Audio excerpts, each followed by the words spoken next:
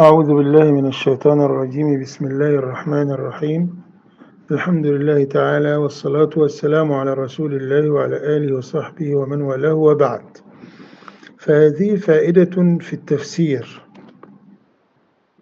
وهي مأخوذة من علم التجويد. ولقد أصبحت العلوم البينية ظاهرة لدى كثير من العلماء. العلوم البينية اللي هي الدراسات والأبحاث التي تربط العلوم ببعضها. يعني مثلا ربط علم الأصوات بعلم التجويد، ربط علم الأصوات بعلم التفسير، ربط التجويد بالتفسير. فالعلوم يفسر بعضها بعضا. وكل العلوم العربية والإسلامية إنما نشأت من أجل خدمة كتاب الله. يعني كان الدافع الأول للعلماء، حتى العلماء الأعاجم، تعلموا العربية ليخدموا القرآن الكريم. كل العلوم، العلوم الخادم وعلوم المخدوم، كلها تخدم وتصب في خدمة معاني القرآن العظيم. اليوم بمشيئة الله تعالى سأذكر لكم فائدة في التجويد ستجعلك تفهم المواضع التي وردت فيها تلك الآيات. احنا عندنا في القرآن الكريم حاجة اسمها مواضع السكت، وحاجة اسمها هاءات السكت. مواضع السكت الواجبة 4 والجائزة 2، وهاءات السكت في القرآن الكريم 9، 7 من غير المكرر، 9 بالمكرر. مواضع السكت الواجبة 4، وهي قوله تعالى: عوج بالكهف، ومرقدنا بياسين، ومراق بالقيامة، وبران بالمطففين. أما الموضعان الجائزان فبين نهاية سورة الأنفال وبداية سورة التوبة براءة، فيها 3 أوجه معروفة، منها السكت. والموضع الثاني اللي هو الجائز من مواضع السكت عند الإمام حفص. وعلى فكرة محدش سكت في المواضع 4 من القراء 10 غير سيدنا الإمام حفص رحمة الله عليه. فحفص مواضع السكت هو انفرد بها عن غيره من القراء 10. المهم إن السكت الموضع الجائز اللي هو السادس أو الثاني من الجائز من المواضع 6، 4 واجبة و2 جائزة، اللي هي مالية. ما أغنى عني مالية هلك. في الموضع ده نذكر فائدة على السريع. الجمهور على القراءة بالإظهار مع السكت، يعني مالية ونسكت من غير تنفس. طبعا معروف السكت هو الوقوف زمنا يسيرا أقل من زمن الوقف لا يتنفس فيه. مالية هلك. والوجه الثاني الإدغام، يعني يجوز أن نقول مالية هلك. وطبعا الإدغام والسكت كلاهما لا يكون إلا في الوصل، يعني لا سكت مع الوقف. الوقف بنتنفس فيه، إنما السكت لا نتنفس، والسكت بيكون مع الوصل. تمام كده اهو. طيب، دي مواضع السكت. ماشي. طبعا مراق بنقول من راق، وبل ران. وفي الموضعين دول من قرأ بالقصر، بقصر المنفصل، يدغم يعني يقول مراق وبران. القصر من طريق الطيبة. أما طريق الشاطبية فبالسكت، بيقول من راق وتظهر النون، وبل ران. خلاص كده تمام. طيب هنا بقى ايه علاقة الكلام ده بالتفسير؟ العلماء بيقولوا ان عوج التي بالكهف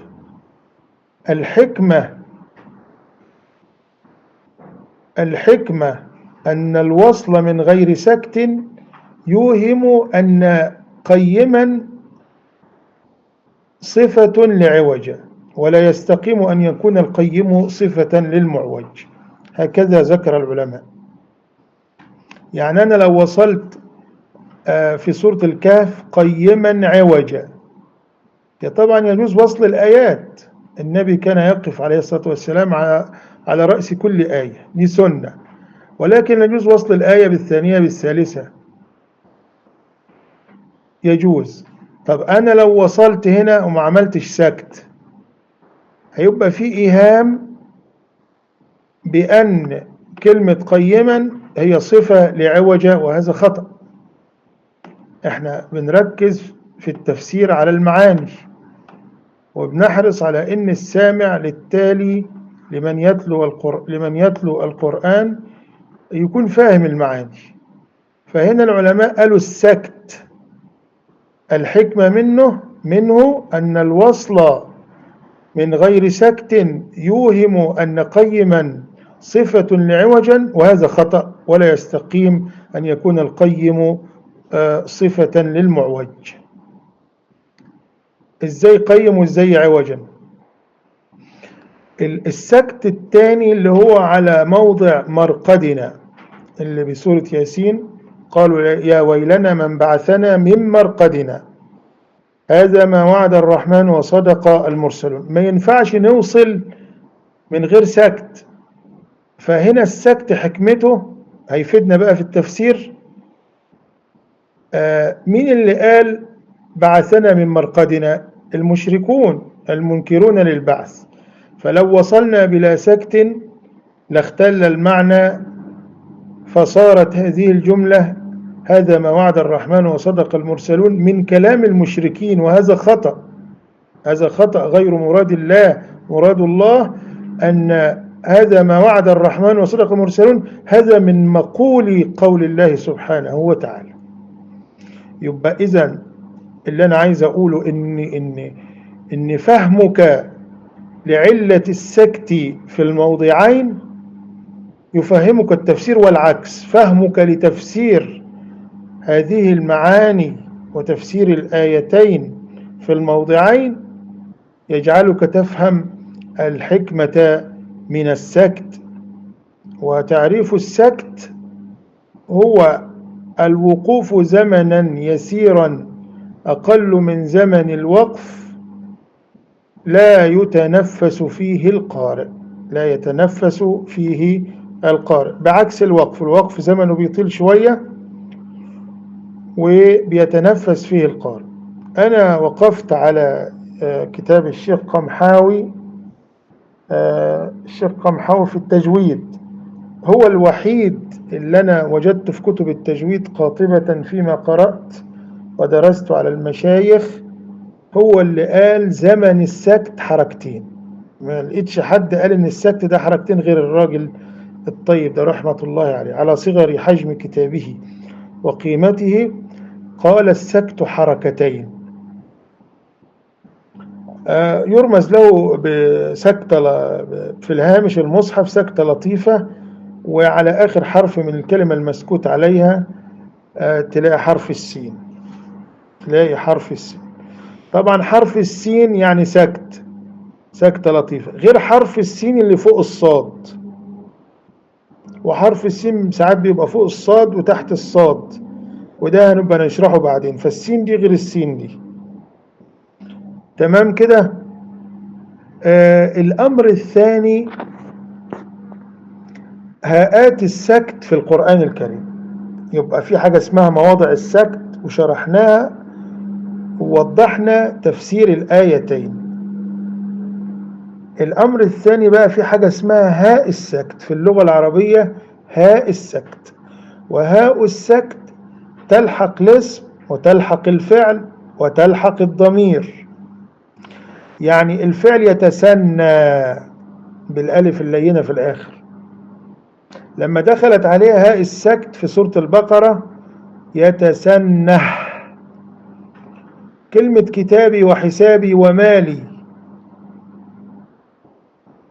جاءت في سورة الحاقة كتابية حسابية مالية. والضمير هي اللي هو عكس هو، هي عكس هو، جاء فيه السكت في سورة القارعة هي أصلها هي معروفة، هي كسرة فتحة لحقتها هاء السكت. طبعا هاء السكت ده ضمير لطيف تلحقه العرب في أساليبها في الكلام. وفي حكمة هنا، يعني علماء البلاغة، طبعا العلوم دي كلها زي ما أنا قلت في بداية التسجيل بتخدم التفسير. علماء البلاغة لما جم في الفواصل اللي هي نهاية الآيات. انتوا عارفين في الشعر نهاية الأبيات الشعرية في القصيدة يقول لك قصيدة سينية، قصيدة تائية، قصيدة بائية، يعني آخرها باء، آخرها سين، آخرها. فالقافية بتبقى واحدة، الروي والوزن بيبقى واحد والقافية واحدة في الآخر. فدي برضو في القرآن الكريم تلاقي سورة آخرها ألف، سورة آخرها نون. قد أفلح المؤمنون الذين هم في صلاتهم خاشعون والذين هم عن اللغو معرضون. فالنون دي اللي نهاية الآيات دي اسمها الفاصلة، الفاصلة دي من البلاغة. وربنا سبحانه وتعالى جرى في كلامه على عادة كلام العرب، لأن العرب طبيعتها بتحب السجع، الكلام اللي موزون اللي شبه بعضه في الآخر. لأن هم أصلا الفن الأول عندهم كان الشعر أول وأعظم فن العرب بتحبه. فلما جاء القرآن طبعا مش شعر، القرآن نثر، فأطربهم وشنف مسامعهم وأغناهم عن الشعر. حتى في كبار فحول الشعراء تركوا الشعر واعتزلوه وتابوا منه لما قرأوا القرآن. منهم لبيد بن ربيعة، للنبي عليه الصلاة والسلام قال أصدق بيت قاله شاعر ربيعة ألا كل شيء ما خلا الله باطل وكل نعيم لا محالة زائله. الشاهد إن الفصل في هاء السكت ما هي يعني سورة القارعة القارعة ما القارعة وما أدراك ما القارعة، آخرها هاءات اهي، هاءات عادية، تاء مؤنثة بس تنطق هاء عند الوقف. فجاءت هاء السكت في الضمير هي وما أدراك ما هي نار حامية. يبقى هاء السكت فائدتها هنا عشان تناسب الفواصل، تبقى زي نهاية الآيات، وهذا من بلاغة وجمال صوتيات القرآن. خد كمان بقى اللي في سورة الحاقة. سورة الحاقة الحاقة هتلاقي بقى الفواصل في نص السورة كده، يقول لك ما أغنى عني ماليه هلك عني سلطانيه وكتابيه وحسابيه. طبعا كتابية 2 وحسابية 2 ومالية 1. كتاب 2 حسابي، كتابية 2 موضعين وحسابية 2 ومالي مع سلطاني، مالي مرة وسلطاني مرة.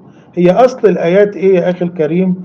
أصلها ما أغنى عني مالي هلك عني سلطاني ها اقرأوا كتابي إني ظننت أني ملاق حسابي. فلحقت بها هاء السكت عشان تناسب نهاية الآيات الفواصل، يعني حسابية مالية. تمام كده؟ تمام. فهمك لهذه الضمائر في اللغة، لذلك أنا قلت في ورقة أنا عاملها تلخيص كتابي، يعني ليا كتاب اسمه 100 طريقة لتدبر القرآن الكريم. الكتاب ده أنا مؤلفه مجلد، خلاصته في صفحة وضعها على صفحتنا على الفيس.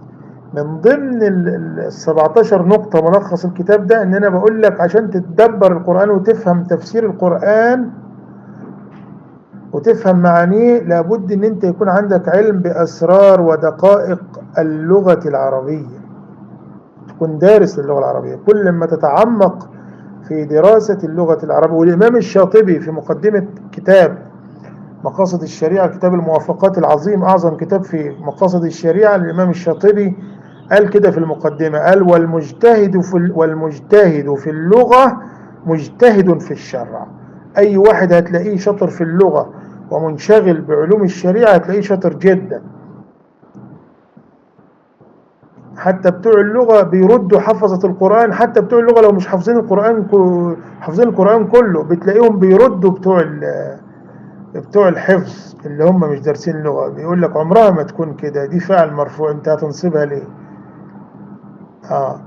ففرق بين من هو حافظ وفاهم وبين من هو فاهم دون حفظ ومن هو حافظ دون فهم. الشاهد من الكلام ان هاءات السكت 9 مواضع في القرآن الكريم. لم يتسنه بالبقرة اقتده، أولئك الذين هداهم الله فبهداه مقتده، جاءت في الفعل اهي الأمر، جاءت في الفعل المضارع يتسنه، وجاءت في الضمير ما هي في القارعة، وجاءت 6 مواضع في سورة الحاقة. سورة الحاقة فيها 6 مواضع من ال9. كتابي مرتين اللي هي كتابية، وحسابي مرتين حسابية، ومالي مالية مرة، وسلطاني سلطانية مرة، كده 6 مرات من ال9. يبقى إذن هاءات السكت في القرآن الكريم 9 بالمكرر، 7 بدون المكرر.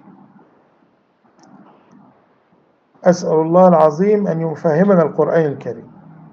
يبقى أنت كده فهمت 6 مواضع للسكت و9 مواضع لهاءات السكت، وفهمت الحكمة وفهمت المراد وفهمت السر البلاغي اللغوي والصوتي والإعجاز البلاغي والصوتي في هذه المواضع. كده معاك 15 آية. أسأل الله العظيم أن يبلغنا القرآن الكريم وفهم القرآن الكريم. هبعت بعد التسجيل ده قصيدة لطيفة من نظمي أنا ألفتها للأطفال، وأنا سهلتها على الأطفال. ممكن أنت تحفظها عادي وتحفظها لأولادك، وأنا حفظتها للأطفال عندي في الكتاب، حاجة سهلة وجميلة. هبعتها لكم صورتها دلوقتي صوتا وصورة، احفظوها واعرفوا مواضعها. وإن شاء الله لما نوصلها في تفسير السعدي سنقف عليها إن شاء الله ونذكركم بهذه القاعدة في التفسير. نسأل الله سبحانه وتعالى أن يعلمنا ما ينفعنا وأن يزيدنا علما. اللهم صل وسلم وبارك على سيدنا محمد وعلى آله وأصحابه أجمعين.